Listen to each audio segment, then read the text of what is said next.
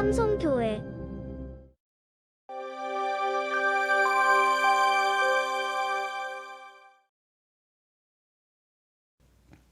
할렐루야. 할렐루야. 지난 한 주간 평안하셨습니까? 지난 한 주간 어떠셨습니까? 좋았습니까? 시간이 안 간다 그래도요, 벌써 5월이 시작되었습니다. 5월은 우리가 잘 알고 있듯이 가정의 달이다라고 하죠. 뭐 이제나 좋아지려나 저제나 좋아지려나 희망을 가지려고 해도 그렇게 되기가 참 어려운 것 같습니다. 그래서 참 답답한 가정의 달 이 5월을 맞이하게 되었습니다. 더욱이 사회적 거리두기가 5월 23일까지 또 3주간 연장된다고 하고요. 그런데 다른 나라는 이미 실외에서는 마스크를 벗는 나라도 있습니다. 물론 더 안 좋은 나라도 있죠. 또 미국의 디즈니랜드는 이제 다시 문을 열어서 손님을 맞이하게 되었습니다. 또 이스라엘에서는 몇만 명이 모여서 콘서트를 하는 모습을 보면서 도대체 우리나라가 어쩌다가 이렇게 사회적 거리두기만 계속 연장하는 나라가 되었는지 참으로 실망스럽기까지 합니다. 또 공공기관에서 일하시는 분들에게는 교회에는 절대 가면 안 된다, 가면 불이익을 주겠다라는 통보까지도 했다라 그러죠. 물론 뭐 감염이 걱정되기도 하는 건 잘 이해가 갑니다. 그런데 그러다 보니 상대적 박탈감도 가지리라라고 생각합니다. 뭐 이는 저뿐만 아니라 우리 모두의 마음일 것입니다. 그럼에도 가정의 소중함을 다시 생각하게 하는 이 5월이 시작됐습니다. 우리의 가정이 정말 하나님께서 지켜주시는 그 가정으로 삼고 그 안에서 은혜를 누리는, 기쁨을 누리는, 만족함을 누리는 그런 5월을 우리의 삶이 될 수 있기를 주님의 이름으로 간절히 축원합니다. 자, 우리 옆에 있는 분들과 이렇게 인사합니다. 행복한 5월입니다. 자, 우리 다시 한번 인사하겠습니다. 믿음이 넘치는 가정 이루시길 바랍니다. 그래, 우리 모두가 이 5월 한 달은요, 정말 기쁨과 감사 그리고 믿음, 희망이 넘치는 그런 복된 한 달이 되시기를 주님의 이름으로 축원합니다. 자, 우리 이 시간 성경을 높이 들고 우리의 믿음을 고백하겠습니다. 우리 성경을 높이 듭니다. 우리 큰 소리로 고백합니다. 저는 예수 믿어 구원받았습니다. 저는 예수 믿어 하나님 자녀 되었습니다. 저는 예수 믿어 천국 백성 되었습니다. 하나님께서 선물로 주신 오늘 하나님 말씀으로 가르침을 받습니다. 눈을 열어 주의 법 안에 있는 놀라운 진리를 보고 깨닫게 하소서. 아멘으로 순종하여 하나님께 영광 돌리는 삶이 되게 하소서. 아멘. 고백한 대로 되시기를 주님의 이름으로 간절히 축원합니다. 오늘은 어린이 주일입니다. 그래서 우리 교육부에서도 우리 아이들에게 예배 함께 할 수 있도록 초대 영상도 우리 선생님들끼리 같이 찍고 또 선물도 마련했고 또 우리 자녀들 다시 교회로 모일 수 있도록 여러 가지 준비를 했습니다. 그런데 사실 아이들이 어떨 때는 우리 어른들보다도 믿음이 좋다라고 할 수도 있겠지만 또 반대로 교회에서 가장 쉽게 멀어지게 되는 것도 우리 자녀들입니다. 많은 교회들이 이번 코로나 사태로 우리 교회의 자녀들이 교회로부터 멀어지게 되었다라는 그런 고민을 많이 듣게 되었습니다. 예배도 예배지만 학교 수업 역시 온라인으로 하다 보니 학습 수준도 많이 내려가서 우리 학생들의 이 학습 수준 격차가 많이 벌어지게 되었다라는 그런 이야기도 듣게 됩니다. 그러니까 한마디로 자녀를 키우는 것이 참으로 힘든 시대를 우리가 살아가고 있다라는 말입니다. 자, 그렇다면 여러분들의 자녀는 어떠합니까? 지금 여러분들의 자녀는 과연 어디에 있습니까? 여러분들은 어떤 마음으로 또 어떤 믿음으로 여러분들의 자녀들을 양육하고 계십니까? 서울대 산업공학과 이면우 교수님께서 자녀 교육 10계명이라는 것에 대해서 말씀해 주셨습니다. 뭐 10가지 다 말씀드리기보다는 그 중에 몇 가지만 여러분들에게 소개해 드릴까 합니다. 무엇보다 자녀를 깎듯이 예우하라 라고 합니다.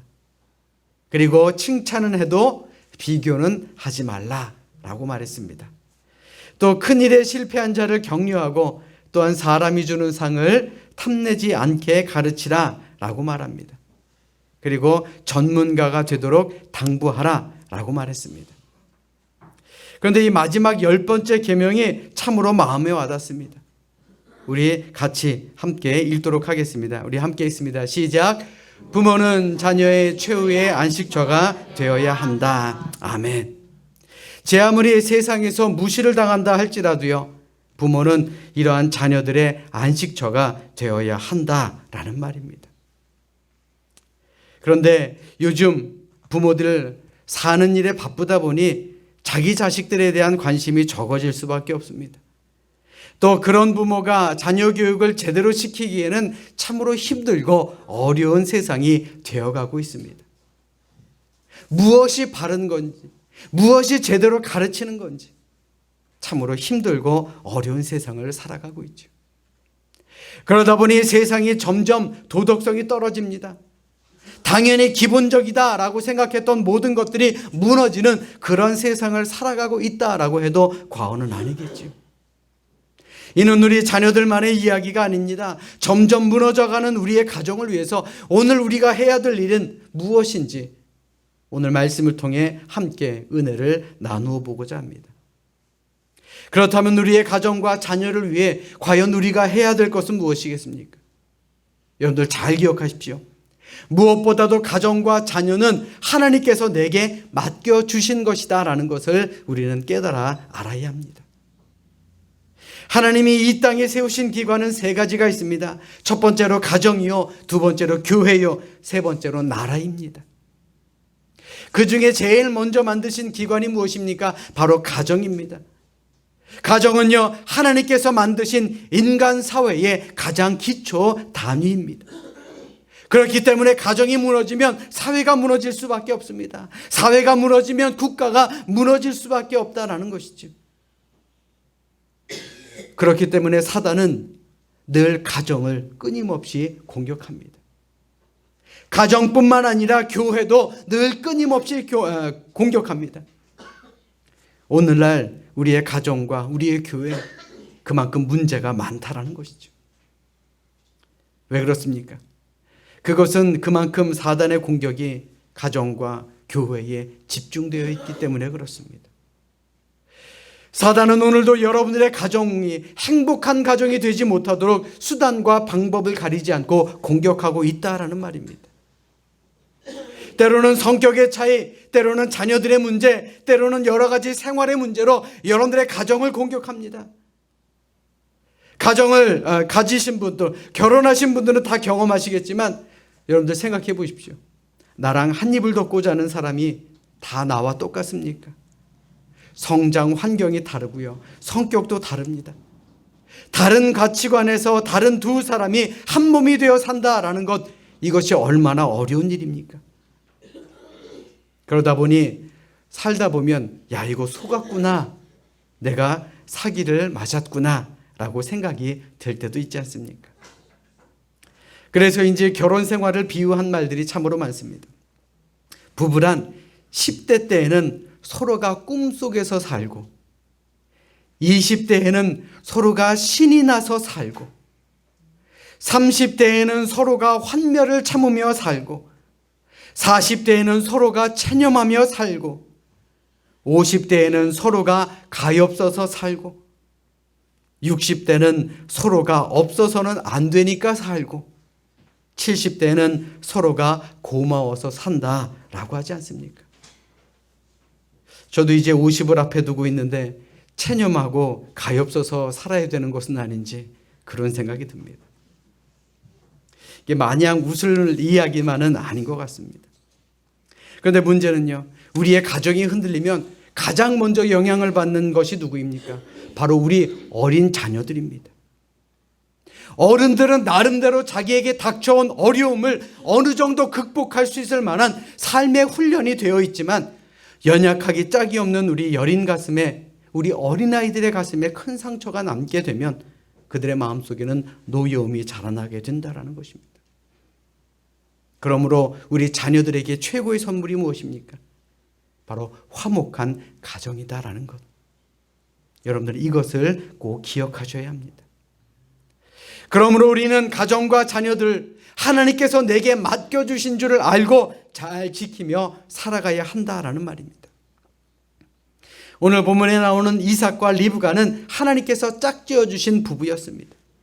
창세기 24장에 보면 아브라함이 그의 아들 이삭의 아내감을 구하기 위해서 믿음이 좋은 자신의 종을 고향 메소포타미아로 보냈고, 그 종은 나홀성 우물가에서 기도한 결과 응답으로 데리고 온 여인이 바로 리브가였습니다. 이처럼 이삭과 리브가는 하나님께서 짝지어 주신 그런 귀한 부부였습니다. 그런데 안타깝게도 이삭과 리브가가 결혼을 했지만 긴 시간 동안 자식을 낳지 못하게 됩니다. 그러자 창세기 25장 21절에 보면 그가 했던 일이 무엇입니까? 이삭이 그의 아내가 임신하지 못하므로 그를 위하여 여호와께 간구하매 여호와께서 그의 간구를 들으셨으므로 그의 아내 리브가가 임신하였더니, 이삭은 아내를 위해서 간절히 기도했습니다. 그리고 그가 간절히 기도했을 때 하나님께서 그 기도를 들으셨다라고 성경은 말합니다.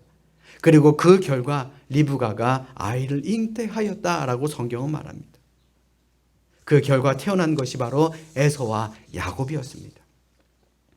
한마디로 이삭과 리브가는 하나님을 잘 믿는 사람이었고 기도의 힘을 믿었던 그러한 사람들이었다라는 것입니다. 이는 오늘 사는 우리에게도 많은 것을 깨닫게 해줍니다. 하나님께서 나에게 맡겨주신 가정, 하나님께서 나에게 맡겨주신 남편과 아내, 그리고 하나님께서 나에게 맡겨주신 자녀, 이러한 믿음으로 우리의 식구들을 본다면 무엇 하나 허투루 볼 것이 없이 다 소중하지 않겠느냐라는 것입니다. 여러분들의 남편이 소중하십니까? 아이고, 감사합니다. 여러분들의 아내가 소중하십니까? 아이고. 여러분들의 자녀가 소중하십니까? 아멘. 하나님께서 우리에게 이 모든 것을 다 허락해 주셨습니다. 선물로 주셨어요. 그러니 무엇 하나 허투루 볼 것이 없이 다 소중하다라는 것입니다. 물론 가정의 위기는 늘 우리와 함께 합니다. 그때 우리가 해야 될 것이 무엇입니까? 바로 기도입니다. 우리의 가정을 위해서, 우리의 남편을 위해서, 우리의 아내를 위해서, 우리의 자녀를 위해서 기도하는 것, 그것이 하나님께서 우리에게 원하시는 삶의 모습 아니겠습니까? 그러므로 여러분들의 가정이 기도가 넘치는 그런 은혜의 가정이 될 수 있기를 주님의 이름으로 간절히 부탁드립니다. 하나님이 내게 주신 가정이에요. 하나님이 내게 주신 자녀들입니다. 기도로 잘 지켜내는 우리 모두가 되시기를 주님의 이름으로 축원합니다. 또한 자녀들은 주의 교양과 또 훈계로 양육해야 합니다. 우리가 잘 알고 있듯이 형 에서와 동생 야곱은요, 장자권을 두고 서로 싸우는 그러한 관계가 됩니다. 그리고 나중에는 서로의 갈등의 골이 깊어져서 미움으로 가득한 그러한 사이가 되어가고 있음을 우리는 알 수 있습니다. 왜 믿음이 좋다는 이삭의 가정에서 이렇듯 서로 미워하는 자녀들이 나왔겠습니까? 그것은 한마디로 편애, 즉 지나친 사랑이 문제였다라는 것입니다. 다시 말하면 지나칠 정도로 오냐오냐 하며 키운 그 탓이다라는 말입니다. 오늘 본문 28절의 말씀 보십시오. 오늘 본문 28절의 말씀에 보시면 이삭은 에서가 사냥한 고기를 좋아함으로 그를 사랑하고 리브가는 야곱을 사랑하였더라. 인간은 원래 자기와 성격이 좀 다른 일을 좋아하는 경향이 있습니다. 이삭은 원래 온유한 사람이고 또 소극적인 사람이었기 때문에 적극적이고 거친 사람, 사냥에 능한 에서를 편애했다라는 것이죠. 그리고 이삭에 비해서 적극적인 성격을 가졌던 리브가는 소극적이고 다소 여성적인 면이 강한 그런 야곱을 사랑했던 것으로 우리는 생각할 수 있습니다. 물론 이삭이 에서를 좋아하고 리브가가 야곱을 좋아하는 것은 어느 정도 이해할 수 있습니다. 그런데 지나친 편애가 문제의 원인이 되었다라는 것입니다. 하나님께서 자신에게 이 두 자녀를 맡기셨으면 골고루 서로 사랑하는 것이 도리인데 자기 취향에 따라서 한쪽을 사랑했다, 또 한쪽을 소외시켰다, 이것은요 가정의 불행의 시작이 된다라는 것입니다. 이삭이 리브가와 결혼할 때는 40세였고 에서와 야곱이라는 쌍둥이를 낳을 때는 60세였습니다. 그동안 20년 동안 두 부부는 자식이 없는 아픔 외에는 아름다운 부부였고 아름다운 가정이었습니다. 그런데 쌍둥이를 낳은 후로부터 그들은 늦자녀를 본 탓인지 부부 사이의 관계보다는 자식에게 지나치게 몰두하게 되었고 더 나아가 하나씩 편하게 되었다라는 것입니다. 오늘 성경에는요, 한 구절로 나와 있지만 그들의 마음을 보면 또 그들의 상황을 생각해 보면 그들이 서로 사랑했던 사람이 다르구나라는 것을 느끼게 됩니다. 그 결과가 무엇입니까? 형제 사이에 싸움이 생기고 결국 야곱은 도망자가 되고 에서는 쫓는 자가 되어버린 것입니다. 이 얼마나 부모로서 안타깝고 마음 아픈 일입니까? 더 나아가서는 에서가 얼마나 삐뚤어졌는지 창세기 26장 34절로 35절의 말씀에 보시면 에서가 40세에 헷족속 부에리의 딸 유딧과 헷족속 엘론의 딸 바스맛을 아내로 맞이하였더니 그들이 이삭과 리브가의 마음에 근심이 되었더라. 엄한 동네에서 엄한 처자를 데리고 결혼을 했으니 이삭과 리브가의 마음에 근심이 쌓였다라는 것입니다. 더 안타까운 것은요, 리브가는 야곱이 떠난 후에 20년이라는 긴 시간 동안 야곱을 애타게 기다렸지만 결국 야곱을 만나지 못하고 죽음을 맞이하게 되었다라는 것입니다.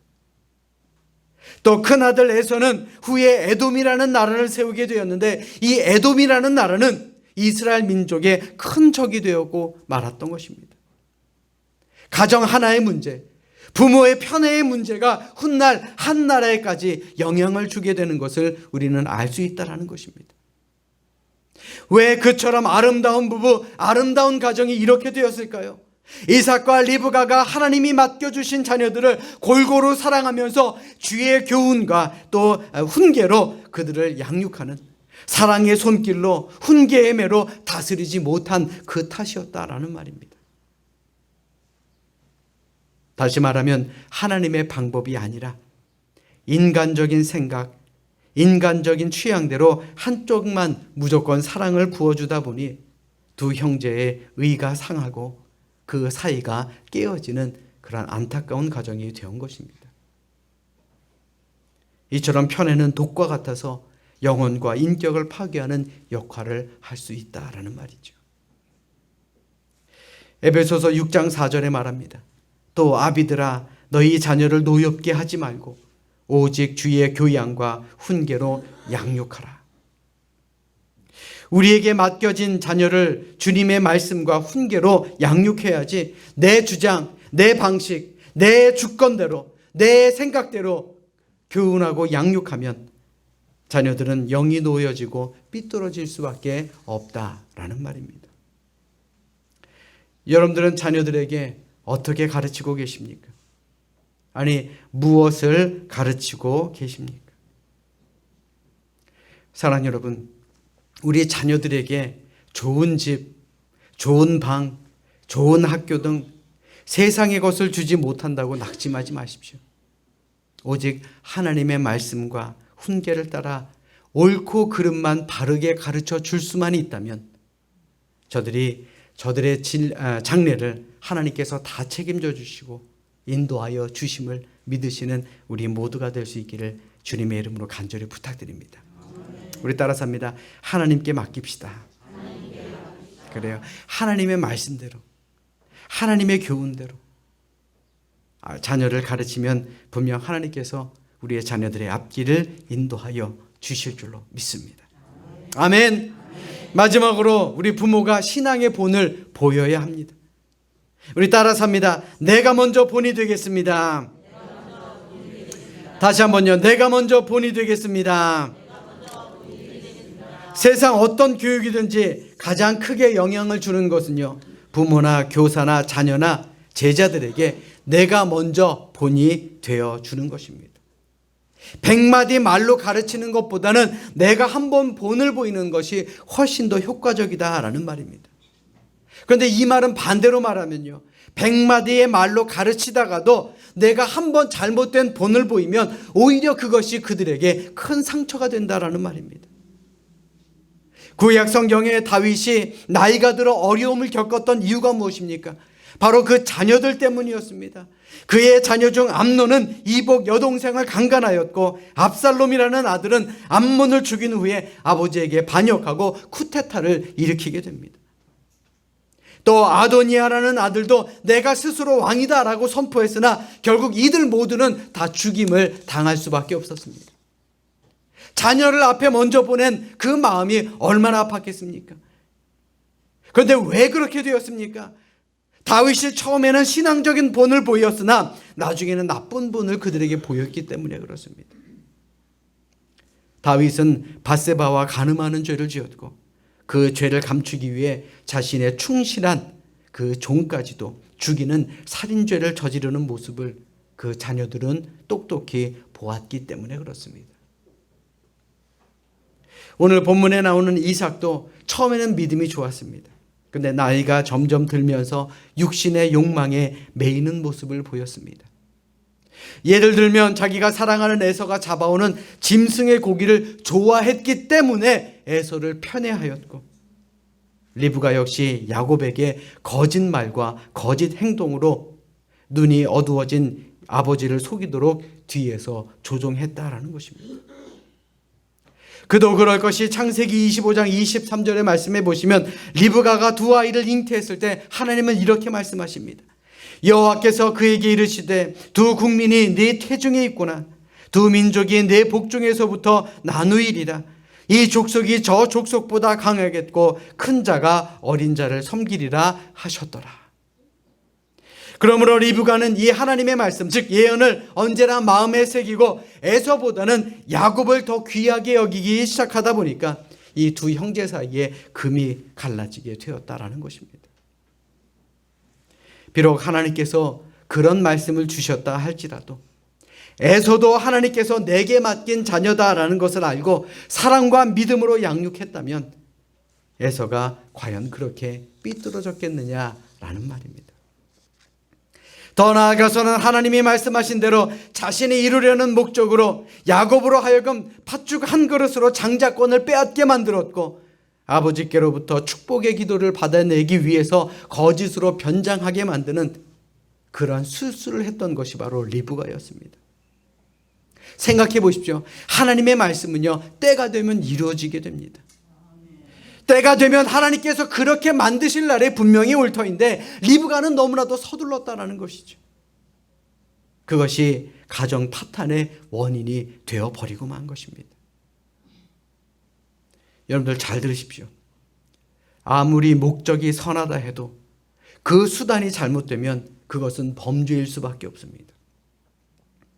서양 속담에 성경을 읽기 위해서 초도 훔치지 말라라는 그런 말씀, 이 말씀이 오늘을 사는 우리에게 주는 바른 교훈이다라는 말입니다. 지금 이 세상을 보십시오. 이 세상은 무엇이 진리인지 참으로 판단하기 어려운 시대를 살아가고 있지 않습니까? 목적을 위해서면 어떠한 방법이든 어떠한 수단이든 쓰는 것이 우리 사람들의 모습 아니냐라는 것입니다. 결국 목적을 위해서 거짓 수단도 마다하지 않은 이 리브가의 본을 배운 야곱은 일생 동안 자신의 목적을 위해서는 거짓된 수단을 가리지 않는 그런 사기꾼과 같은 인생을 살아갈 수밖에 없었다라는 것이죠. 아브라함은 이삭 앞에서 훌륭한 아버지의 본을 보였으나 이삭과 리브가는 자식들 앞에서 나쁜 본을 보임으로 말미암아 한 가정에 파탄을 가져오게 만든 것입니다. 여러분들 잘 들으십시오. 신앙의 교육은요, 어릴 때일수록 더 강하고 크게 영향을 줄 수밖에 없습니다.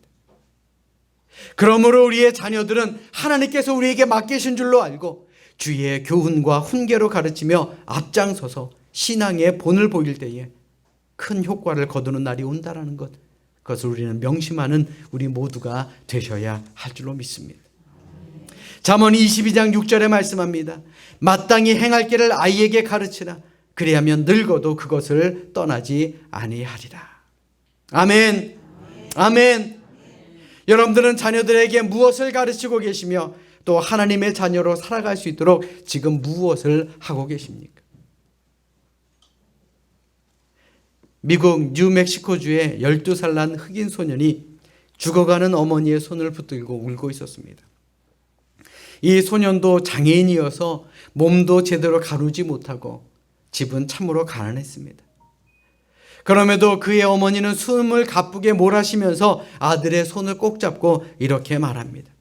얘야, 나는 네게 남겨줄 것이 아무것도 없단다.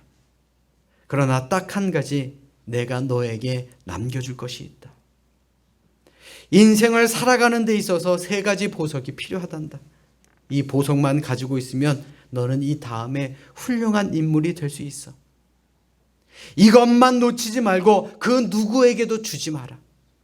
이 3가지 보석은 믿음과 소망과 사랑이다 라고 말했습니다.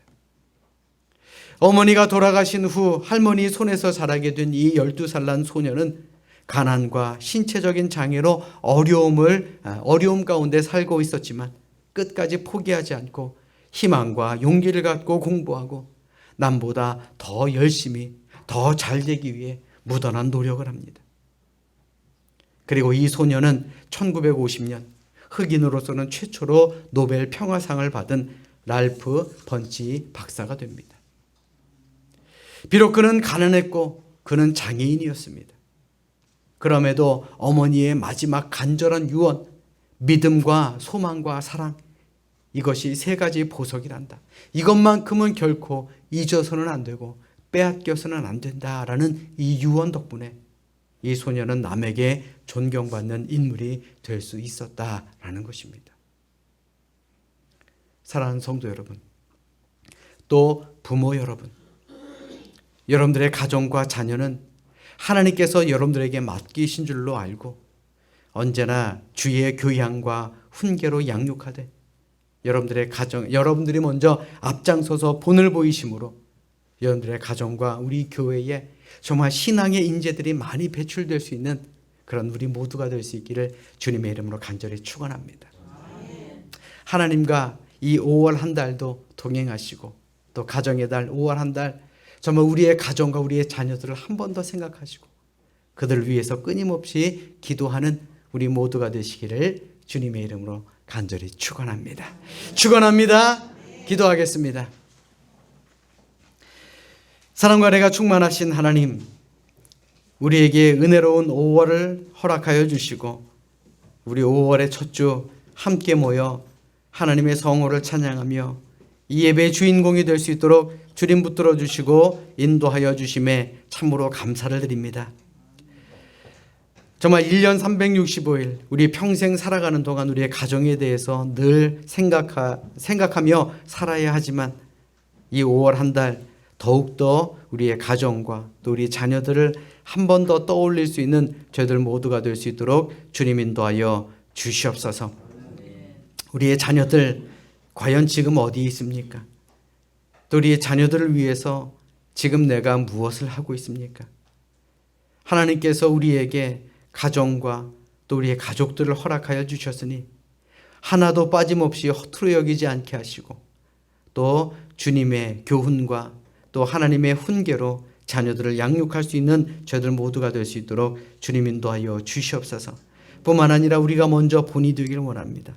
좋은 믿음의 부모가 되게 하시고 또 그것으로 말미암아 우리의 가정이 좋은 믿음의 가정이 될 수 있도록 주님께서 인도하여 주시며 지켜 보호하여 주시옵소서. 예수님 이름으로 감사하며 기도드려 싸움나이다. 아멘.